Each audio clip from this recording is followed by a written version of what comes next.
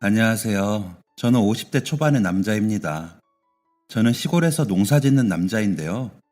농사 지은 농작물을 포장하는 작업들을 하거나 가공업을 하다 보면 귀가 심심해 라디오 듣듯이 듣곤 했는데 제가 이렇게 사연을 보내게 되다니 믿기지 않네요.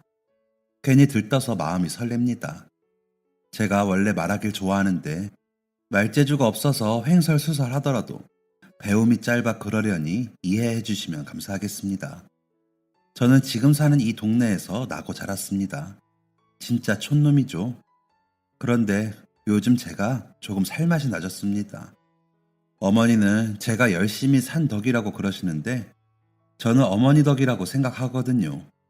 진짜 이렇게 먹고 살 수 있게 되기까지 지금의 아내도 열심히 살아줬지만 저희 어머니와 저 고생 진짜 많이 했거든요. 그렇게 고생길을 열어준 건 놀랍게도 저희 아버지와 친할아버지, 친할머니셨습니다. 매일 동네에서 보는데도 아무렇지도 않으셨는지 장손인 저와 어머니를 한겨울에 보따리 하나 싸서 내치시고도 오히려 큰 소리 치던 그런 양반들이었죠. 그 덕에 정말 엄청 고생했습니다. 저희 어머니는 원래 시내에서 그럭저럭 먹고 살 만한 집에서 자라셔서 고등학교까지 다니셨다고 해요. 어찌나 새침을 떨었는지 남학생들이 쪽지만 주고 돌아설 정도였다고 하시더라고요. 차라리 그때 남학생들과 연애도 해보고 그 중에 한 사람을 골라 결혼했다면 저희 어머니는 고생을 덜 하셨을까요? 아무튼 저의 그런 상상과는 별개로 어머니는 외조부의 권유로 여러 차례 선을 보고 양반집이라 자랑하는 저희 아버지와 결혼을 하셨다고 해요. 실제로 저희 친가는 기와가 동네에서 제일 돋보이는 우리 동네 유지집이었습니다. 집에서 일하시는 분들도 많았고 논이며 밭이며 소작하시는 분들도 많았으니까요. 어릴 적에는 풍족한 집에서 누리면서 잘 지냈던 것 같습니다. 그 여자가 나타나기 전까지 말이죠. 어느 날 아버지와 손을 잡고 나타난 그 여자는 한눈에 봐도 어머니와는 달랐습니다. 진한 화장에 뽀글거리는 머리, 뾰족한 빨간 구두를 신고 있었거든요. 개량 한복을 입고 화장기 없는 얼굴에 단정히 묶은 머리를 한 어머니에 비해 어린 제 눈에도 화려해 보였죠. 게다가 말로는 서울에서 대학도 다녔다고 하더라고요. 할머니와 할아버지는 처음에는 어디 저런 희한한 차림을 한 여자를 데리고 들어와? 장손을 낳을 조강지처를 두고 이게 무슨 해괴한 짓이냐? 망신이다! 라며 그 여자를 굉장히 경멸하는 듯 행동하셨습니다. 그 여자가 보이기라도 하면 못 볼 꼴을 본 것처럼 행동하셨죠. 저희 어머니는 마치 그 여자가 없는 사람인 것처럼 행동하셨습니다. 제 방을 아버지와 그 여자에게 내주시고는 저와 한 방을 쓰시면서 아무 일이 없는 것처럼 집안일도 하시고 할아버지, 할머니도 살피시고 하셨습니다. 그러다 외할아버지가 돌아가셨는데 그게 외삼촌이 사업을 한답시고 돈을 다 가져가서 탕진을 한 거죠. 그 충격으로 외할아버지는 쓰러지셨고 돌아가시게 된 것이었습니다. 외할아버지의 장례식에 다녀오고 나서 집안 분위기는 바뀌었습니다. 12살이었던 제가 느낄 정도였으니 말 다 했죠. 외할머니가 돌아가시면서 제발 양반집에 시집 보내라고 신신당부를 하셔서 외할아버지가 여기저기 선을 보게 하셨다고 했는데 그놈의 양반집 별거 없던걸요. 사돈네가 망하자 며느리 구박부터 하는 그 저질스러운 추악한 속내를 내보였으니까요. 아침상부터 손도 대지 않고 물리는 것은 물론이고 천박해서 싫다던 그 여자를 불러세워 어머니와 비교하기까지 했습니다. 서울서 대학 다닌 여자는 역시나 시골 고등학교나 겨우 나온 여자와는 차림새부터 다르다면서요. 어머니는 그런 말에도 끄떡하지 않으셨습니다. 더 꼿꼿하게 집안일과 일하는 사람들을 부리시며 제 역할을 하셨죠. 제가 학교 가서도 기죽지 않도록 흔들리지 않으셨습니다. 그런 어머니에게 할머니는 아주 순한 척 하면서 독하다. 이쯤 하면 알아서 친정으로 갈 것이지. 꼭 우리를 나쁜 사람 만들어야겠니? 우리 장소는 놓고 가라. 아무래도 대학 나온 사람이니 애 교육도 더 잘 시킬 거 아니냐? 너만 없으면 문제가 없는데 모르겠니? 이러다 너의 친정 빚쟁이라도 쫓아와 봐라. 아주 동네 망신이다. 라고 아무렇지 않게 말하더라고요. 그것도 제 앞에서 말이죠. 그런 할머니께 저는 할머니 미워. 할머니가 뭔데 우리 엄마한테 그래? 그 천박한 여자를 엄마라고 부르기도 싫어. 나는 엄마랑 살 거야. 라고 소리쳤습니다. 그러자 어디선가 나타난 아버지는 제 뺨을 치며 이놈이 어디서 할머니께 버릇없이 굴고 있어? 제 어미가 교육을 잘 못한 탓이지. 천박한 여자? 작은 어머니께 사과해! 라고 소리치더군요. 그런 아버지를 저는 달려들어 밀어버렸습니다. 싫어. 저런 술집 여자 같은 여자가 왜 작은 어머니야? 학교에 소문 다 났어. 시내 다방에서 몸 팔던 여자 집에 들인 거라고. 누가 창피한 사람인데 우리 엄마한테 그래? 라고 소리를 질렀습니다. 그런 저의 소리침에 벌떡 일어난 아버지는 저를 마구 때리기 시작했습니다. 할아버지와 할머니는 혀를 차며 그러게 애는 애미가 교육하기 나름인데 어디선 몹쓸 이라며 저를 노려보셨죠. 그러자 저희 어머니가 그 앞을 막으시며 그만하세요.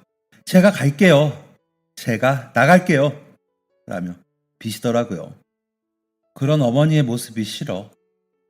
엄마가 왜 빌어? 엄마가 뭘 잘못했어? 왜 빌어? 라고 소리를 쳤습니다. 그러자 어머니는 저를 안으시며 성호야, 어른들 말씀 잘 듣고 고분고분하게 구는 거야. 엄마가 가서 자리 잡으면 연락할게. 라고 하시기에 싫어? 나는 어머니랑 갈 거야. 여기서 살기 싫어. 이런 집구석에 나 버리고 가지 마. 라며 울었습니다. 그러자 어머니는 우셨고 아버지는 그래 가라. 자식은 또 낳으면 돼. 버르장머리 없는 자식. 오냐 하고 키웠더니 지가 가진 걸 귀한 줄 모르고 가서 고생해봐라. 금세 와서 받아달라고 빌어도 소용없을 테니 그런 줄 알아. 라고 하더군요. 저는 벌떡 일어나 학교에 갈 준비물과 옷가지를 챙겼습니다. 할아버지는 큰 기침만 했고 할머니는 안절부절하면서도 아버지를 말리지는 못하더군요. 그 여자는 그런 할머니를 부축해가며 어머니 진정하세요. 아휴 어쩜 애가 저렇게 표독스러워요? 라며 들러붙어 웃음을 참는 듯한 표정을 감추질 못하더군요. 그런 그 여자를 노려보며 어머니와 제 짐을 싸고 대문을 나서는데 일하시는 아주머니들이 나와 다 울고 계시더라고요. 한 아주머니는 오셔서 음식을 몰래 제품에 넣어주시기도 했고요. 어머니는 아주머니들의 손을 잡아주시고는 저와 집을 나서셨습니다. 쌩쌩 부는 찬바람이 온몸 마디마디 새겨지는 것 같았습니다. 어머니와 손을 맞잡고 간 곳은 동네 입구 쪽에 있는 박씨 아저씨네 집이었습니다. 언니, 나예요. 라고 어머니가 부르자 나오신 박씨 아저씨네 아주머니는 아이고, 오늘이었어? 성호까지 같이? 일단 들어와. 라며 저희 모자를 받아주셨습니다. 박씨 아저씨네 집 건너방에 들어서며 느꼈던 얼음 몸이 풀리는 그 느낌은 아직도 잊을 수가 없습니다.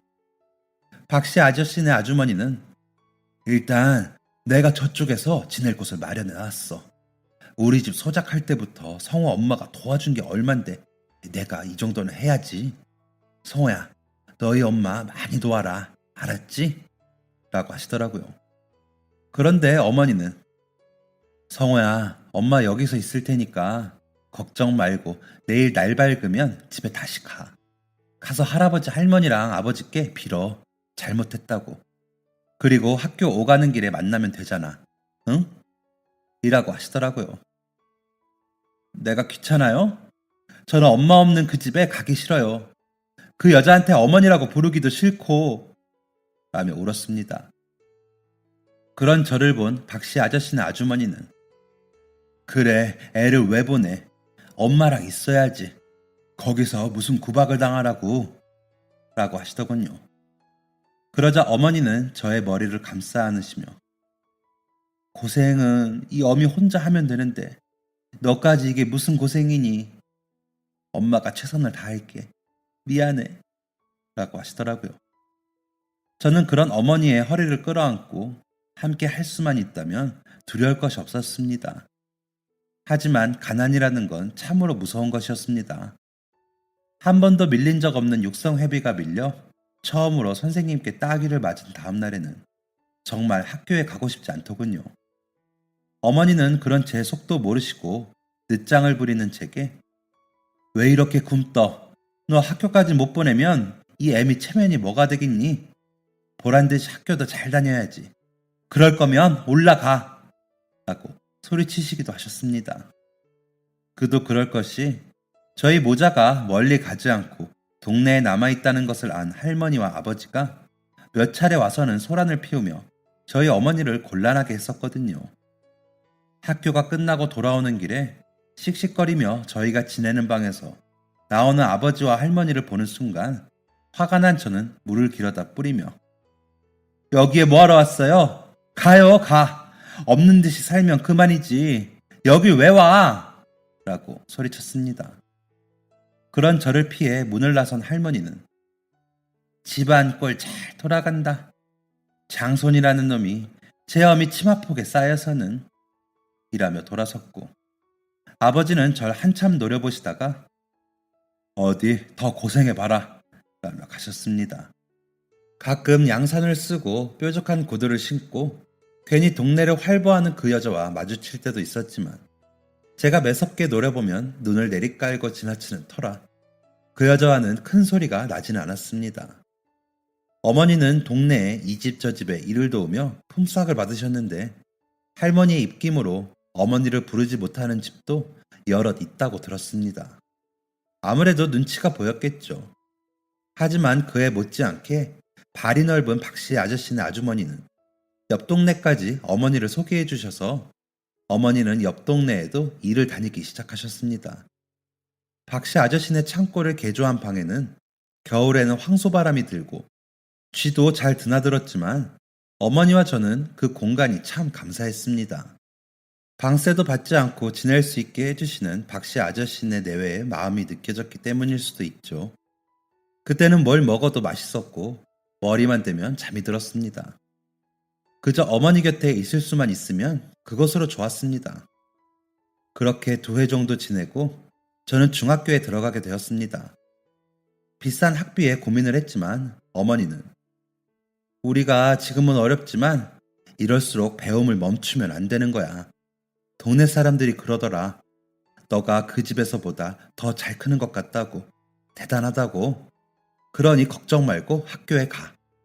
라고 하시더라고요.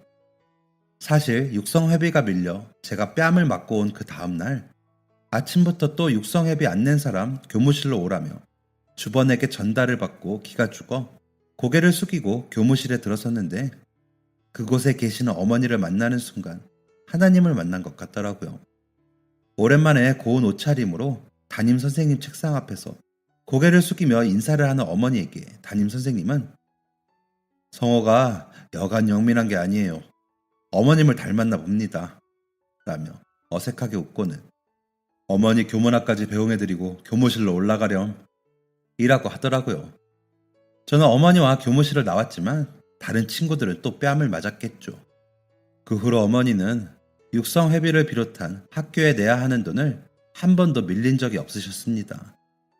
그런 어머니가 중학교를 포기하지 말 것을 권하셨기에 저는 걱정을 거두고 학교에 다니게 되었습니다. 동네에 중학교를 간 몇 안 되는 아이 중에 하나였기에 모두들 의아하다고 생각했을 겁니다. 집도 없어 남의 집 창고에서 지내는 아이가 중학교라니요.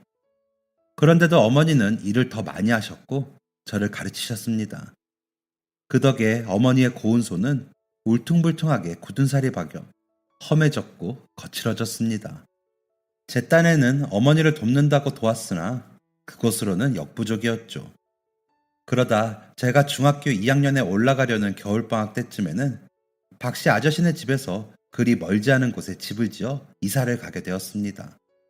방 2칸에 마루 부엌이 딸려있고 마당이라고는 3-4걸음 걸을 수 있는 정도였지만 어머니와 제가 지내기에는 알맞은 정도였죠.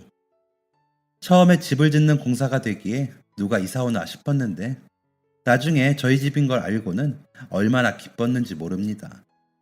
아무리 창고가 마음이 편했어도 방이 생기는 건 또 다른 문제이니까요. 우리가 이사를 들어가고 나서야 본 집에도 기별이 갔는지 할머니와 아버지는 또다시 쫓아와 난동을 부렸습니다.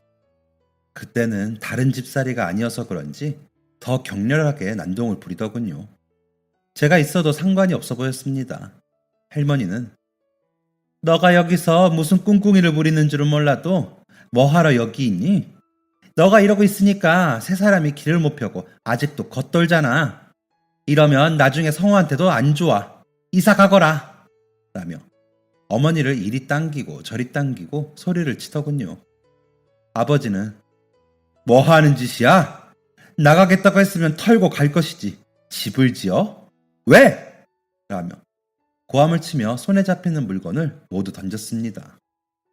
그런데도 어머니는 눈 하나 깜짝하지 않고 내 집에서 나가세요. 그리고 성호가 장손인데 멀리 가 있으면 어쩌란 말이에요. 보태달라 안 할 테니 회방 놓지 말고 나가세요. 어머니도 나중에 후회 마시고 이러지 마세요. 성호가 다 봐요. 라고 또박또박 말씀하시더라고요. 그러다 할 말이 없는 건지 몰려든 동네 사람들 눈이 무서운 건지 할머니와 아버지는 가셨습니다. 그러고 몇 시간 뒤 집안 정리를 끝내고 청소를 하고 나서 어머니가 저녁으로 먹을 밥을 하려고 앉히고 계셨는데 그 여자가 또각또각 구두소리를 내며 집 안으로 들어서더라고요. 계세요? 라고 들어서는 그 여자에게 여기가 어디라고 와? 안 나가? 어디서? 라며 제가 쌍심지를 켜자 형님 저랑 얘기 좀 해요. 라며 새침을 떨고 문 앞에 서더라고요. 어머니는 마치 기다리셨다는 듯이 차분히 들어와요. 라고 그 여자와 마주 앉으시더라고요. 저에게는 성호는 방에 좀 들어가 있어라. 라고 하시고요. 방에 들어가서도 문에 귀를 대고 엿들어 보니 그 여자가 그간 제가 나서면 더 볼성 사나워질 것 같아 참았는데 언제까지 이러고 계실 거예요? 그렇다고 이혼도 안 해주면서 이러시면 제가 어떻게 얼굴 들고 살겠어요. 저도 이렇게 첩노릇이나 할 줄 알았으면 이 시골에 안 왔죠. 라고 하더군요. 어이가 없어 달려나가 욕을 해주려 했습니다. 하지만 그게 왜 내 잘못인가? 라며 차분히 묻는 어머니의 물음에 네? 라고 답하는 그 여자에게 어머니는 내가 자네 첩실하라고 했는가? 라고 다시 물으시더라고요. 그러시더니 자네 말대로 그 좋은 대학 나와서 누가 남의 집 첩살라고 떠밀기라도 했나? 순전히 자네의 선택 아니었나?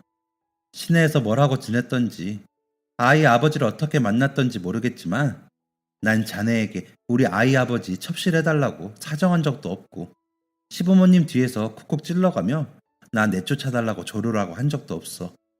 어찌됐건 난 장씨 집안 사람이고 우리 성호는 그 집안 4대 독자야.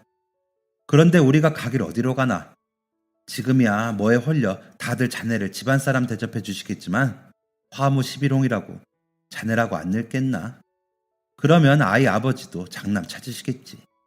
그때 되면 어른들도 우리 모자 다시 찾으실 거야.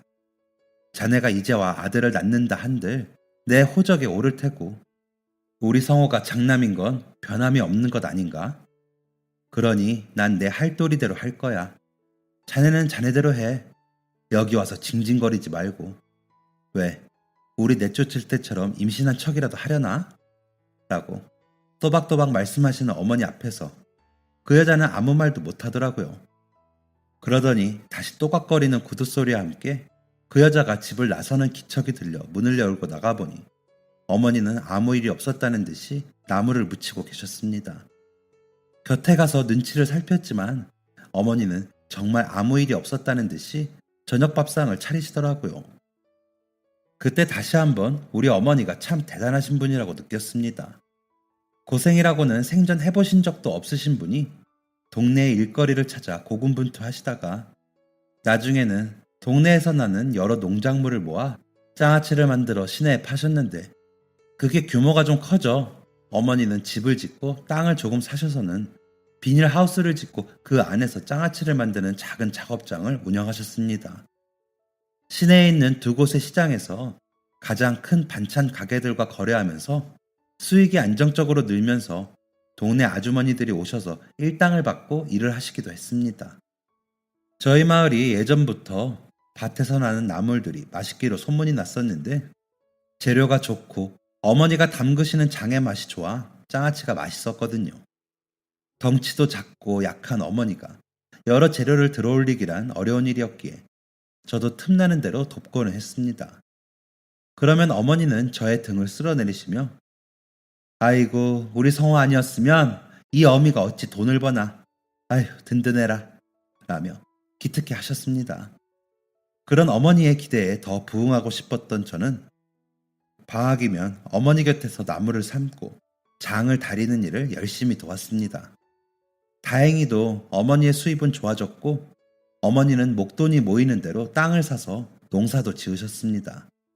그러다 제가 중학교 졸업을 앞두고 시내 농업고등학교에 진학하기로 결정을 하고 겨울방학을 지내고 있던 어느 날 오랫동안 누워 지내시던 할아버지가 돌아가시면서 저와 어머니는 오랜만에 본집에 올라가게 되었습니다.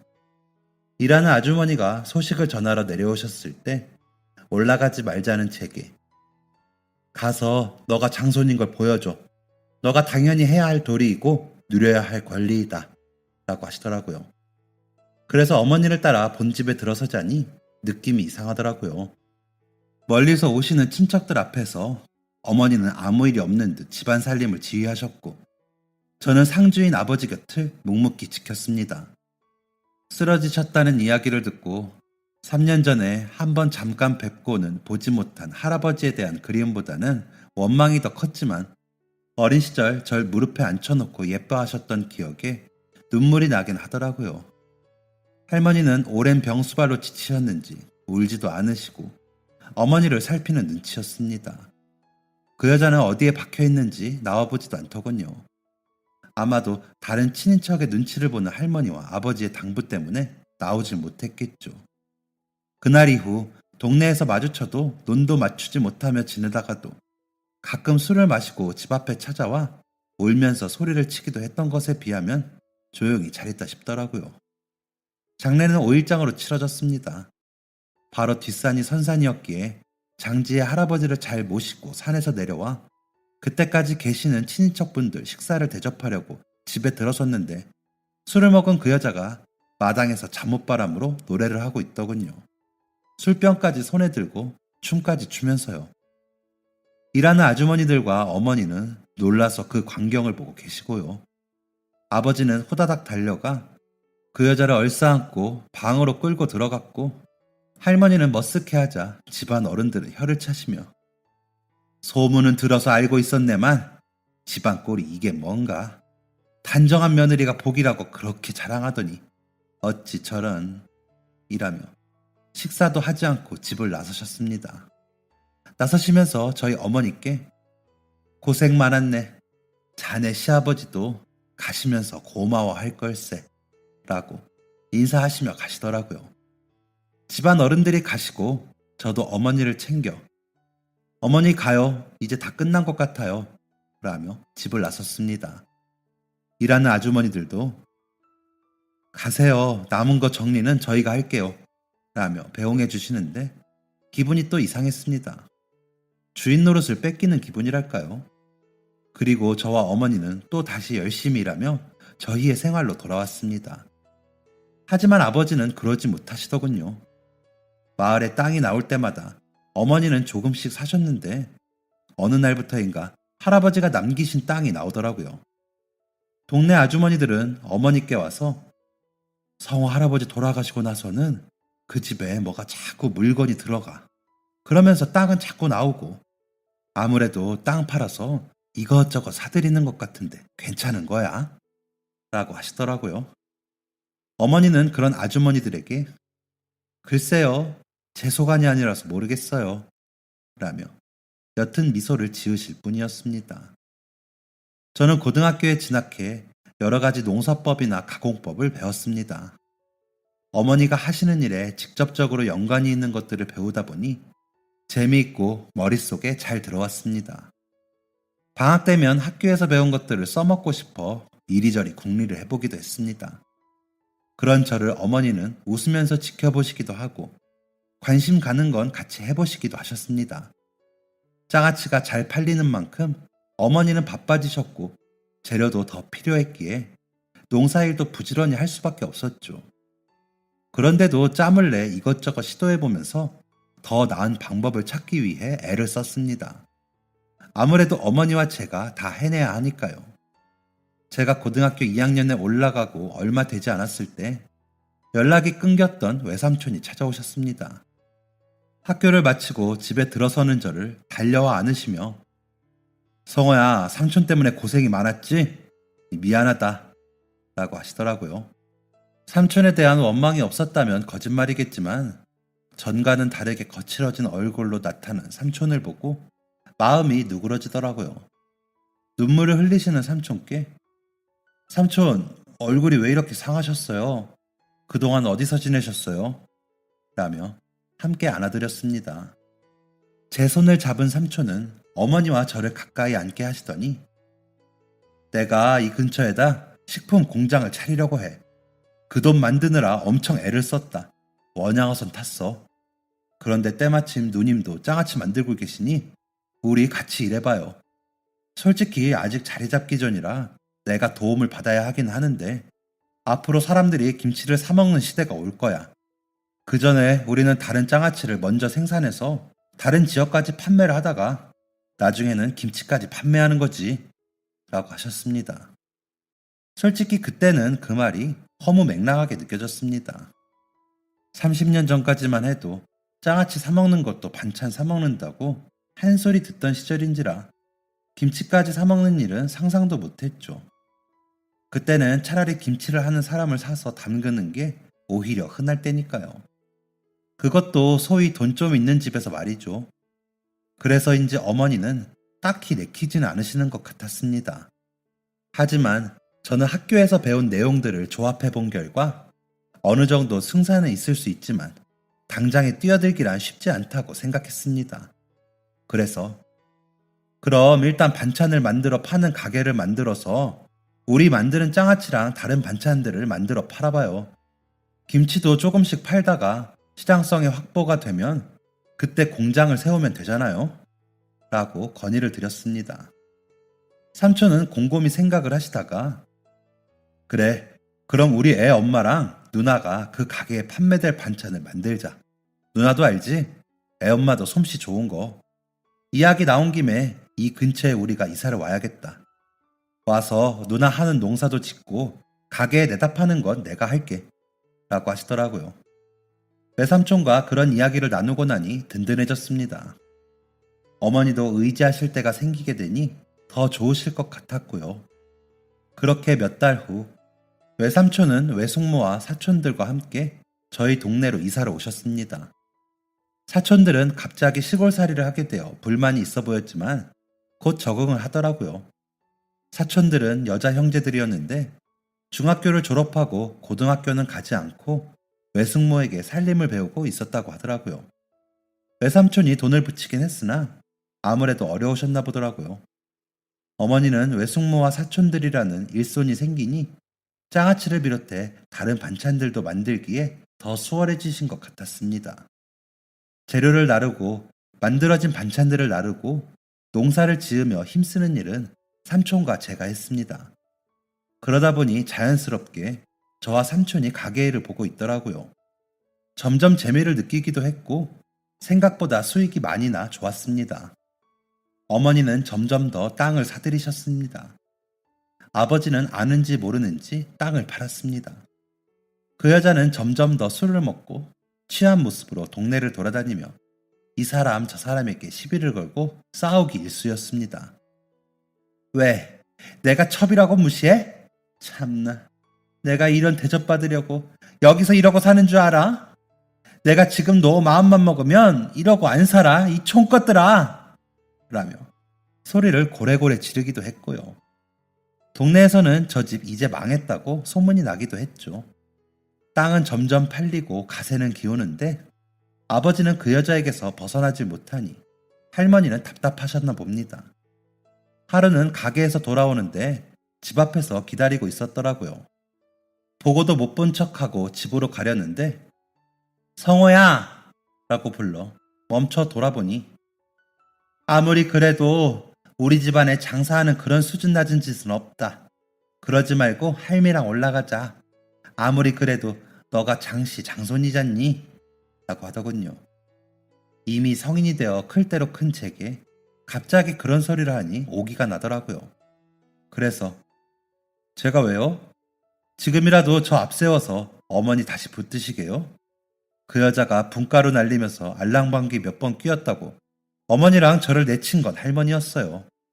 어렵게 이 집 저 집 일 다니며 고생할 때는 본 척은커녕 회방만 놓더니 이제 와서 왜 이러세요? 저는 그 집에 볼 일 없어요. 또 장례나 나면 모를까. 그러니까 찾아오지 마세요. 라고 하고는 집으로 들어와 버렸습니다. 할머니는 그러고도 몇 번을 찾아와 집으로 가자고 졸랐지만 저는 더 심하게 말하고 돌아섰습니다. 나중에 외삼촌에게 이야기를 들으신 어머니는 할머니께 너무 그러지 말아라. 노인네가 자손 욕심에 그러신 건데 그 사람이 그럴 줄 알았겠니? 원망스러워도 너의 조못이다. 그러지 말아라. 라고 하시더라고요. 그래서 그 다음에 할머니가 또 왔을 때는 아무 말 않고 집 앞까지 데려다 주었습니다.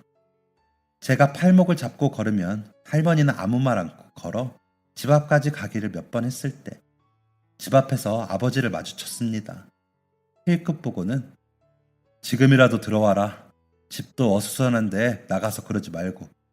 이제 엄마 손이 필요한 나이도 아니잖니? 라고 하더군요.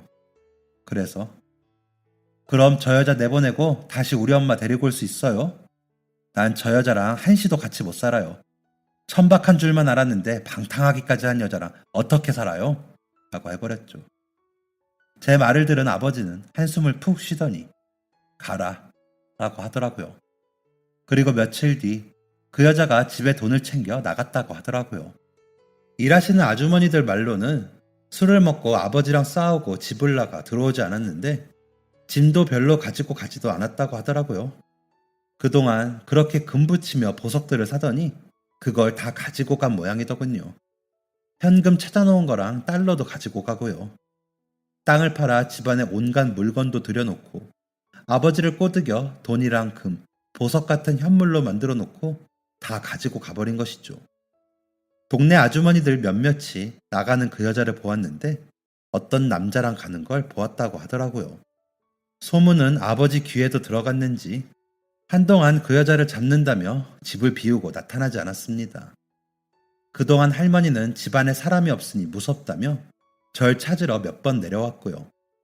그때마다 별말 없이 집에 데려다주고 오기를 반복했죠. 그러던 어느 날 할머니는 이상한 말을 하기 시작하더군요.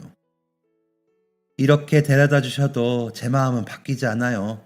라던가 영감, 오늘은 날이 너무 안 좋아요. 내일은 좀 나아질까? 라는 말을 하며 저를 할아버지로 착각하는 말을 하더라고요. 어머니께 말씀드리니 일하는 아주머니들께 알아보시더라고요. 일하시는 아주머니들도 안 그래도 이상했다며 혼잣말을 그렇게 하고 새벽이나 밤늦게 잠을 자지 않고 집안 여기저기를 다니며 누구를 그렇게 찾는다고 하더라고요. 그렇습니다. 치매가 온 거죠. 증상은 점점 심해지는지 할아버지 산소에 가서 울고 있기도 하고 마을 길목에 서서 누군가를 계속 기다리기도 하면서 저와 어머니의 신경이 쓰이게 하더라고요. 지금이야 요양시설도 잘 되어 있고 병원도 있지만 그때는 집에서 다 수발을 들어야 하는데 정신이 온전치 않은 노인네 아무리 오래 집에서 일한 사람이라고 한들 누가 좋아하겠습니까? 그렇게 남의 손에 오로지 맡겨놓기가 어머니는 못내 불안하셨는지 아침 저녁으로 본집에 드나들기 시작하셨습니다. 반찬 만드는 일에 농사일에 하실 일이 산더미셨지만 사람 도리를 해야 한다면서 제가 아무리 말려도 끝내 하시더라고요. 아버지에게는 연락도 없고 일하는 아주머니들에게 나가는 월급은 충당이 안 되니 다 내보내고 한 분만 계시게 하시더니 어머니가 그 집일을 보시는 게 싫어서 어머니께 큰 소리도 내봤지만 소용이 없었습니다. 어머니는 그래도 아직 내가 이 집안 사람이고 너는 이 집 장손이야. 저러고 계신데 어떻게 모르는 척을 하니? 라고 하시면서 할머니를 돌보셨습니다. 할머니는 점점 더 기억을 잃으시더니 어머니께 의지하더군요. 자신이 어머니께 한 짓도 다 잊으신 것 같더라고요. 저에게는 계속 할아버지 대하듯 하셨고 수줍은 각시처럼 행세하셨습니다. 치매는 슬픈 병이면서도 본인에게는 편한 병이더군요. 그렇게 꼬박 10년을 치매로 투병하다가 돌아가셨습니다. 아버지는 들락날락하다가 어느 순간 나타나지 않았습니다. 그렇게 효자인 척하더니 할머니를 책임지지 않더라고요. 그 세월 동안 어머니는 아침 저녁으로 할머니를 돌보러 가셨고 저는 내키지 않았지만 어머니의 등살에 들여다보곤 했습니다. 그러다 할머니가 돌아가시고 나니 어머니 말대로 하길 잘했다는 생각이 들기도 했습니다. 그 여자가 나타나기 전까진 할머니 역시 저를 예뻐해 주시던 하나뿐인 할머니이셨으니까요. 그동안 시내 가게는 장사가 잘 됐습니다. 외숙모와 사촌들까지 나서서 만드는데도 일손이 부족할 정도였죠. 그래서 박씨 아저씨네 아주머니가 모아주신 일손을 고용해 일을 하고는 했습니다. 그렇게 작은 공장처럼 작업장은 운영이 되었습니다. 그러다 삼촌은 전에 타던 원양어선 회사에 여러 가지 반찬과 김치를 챙겨 다녀오시더니 그 회사에 납품을 하기로 했다며 이참에 공장을 차리자고 하시더라고요. 인력도 조달이 되고 재료도 가까이 생산되고 있으니 정식으로 공장만 지으면 될 일이었습니다. 거래처가 정해지고 나니 일은 일사천리로 진행됐습니다. 공장이 지어지고 나니 다른 거래처도 더 생겼고요. 최근 15년간은 김치까지 본격적으로 판매하며 외삼촌 말대로 엄청난 수익을 올리고 있습니다. 어머니는 편하게 살 때도 되셨지만 직접 당신의 눈으로 확인해야 편하다며 아직도 공장에 발길을 하시고요. 그리고 저는 20년 전쯤 사촌의 친구와 우연히 마주쳤는데 한눈에 반해 제가 죽어라 쫓아다녀 결혼을 했습니다. 일만 하던 제가 그렇게 열심히 쫓아다녔습니다. 일하는 틈틈이 얼굴을 비춘 결과 결혼에 성공했죠. 그렇게 제가 사정사정해서 시집을 온 아내는 아들 둘을 낳아주었고 잘 키워줬습니다. 어머니와 사이도 좋아 한 집에서 잘 지내주고요. 공장 일도 열심히 해주는 사람이라 제가 항상 감사한 마음을 가지며 살고 있습니다. 혹여나 아버지 같은 사람이 될까봐 두려워 결혼을 안 하려고 했는데 제 눈앞에 짠하니 나타난 사람이라 그 자체만으로도 감사한 일인데 고생까지 시켰으니까요. 아버지는 집을 나간 이후에 가끔 나타나 본집과 나머지 땅을 날름날름 팔더군요. 선산도 내놨다는 이야기를 듣고 그래도 그것만은 막자 싶어 그 선산도 저희가 매입을 했습니다. 본집은 어릴 적 추억이 있어 사서 수리를 해 다시 저희 가족이 살고 있고요. 아버지는 선산을 내놓은 이후에 생사를 모르고 지냈는데 얼마 전 서울의 여인숙에서 고독사를 당했다고 연락을 받았습니다. 찾아가 장례를 간단히 치르면서도 눈물이 나지도 않았습니다. 아이들에게는 말도 안 하고 화장을 한 뼈가루를 할아버지와 할머니 곁에 묻어드렸습니다. 그게 제 마지막 도리라고 생각했습니다. 겨우 추스른 유품은 빼곡히 주소지가 적힌 노트들이 가득 나왔는데 아무래도 그 여자를 계속 찾은 것 같더라고요. 그 여자는 어디서 어떻게 됐는지 관심도 없었지만 신고를 했는데도 못 찾은 것 보면 하늘로 솟은 건지 땅으로 꺼진 건지 모르겠습니다. 어디 다방인지 식당에서 봤다는 사람들이 있긴 했는데 가보진 않았습니다. 어머니 말씀대로 그 죗값하며 살겠지 싶어서요. 저희는 그렇게 아직도 제가 태어난 그 마을에서 여전히 제일 부자로 살고 있습니다. 달라진 거라면 이제 농사도 짓고 공장도 운영하고 있다는 거죠. 물론 저희 제품에 필요한 농작물만 농사를 짓지만 그 일도 보통이 아닙니다. 사촌들도 다 시집을 가 매부들도 함께 일하는데 죽이 잘 맞아 즐겁게 일하고 있습니다. 앞으로도 저희 아들들에게 이 일을 물려주고 싶을 정도입니다.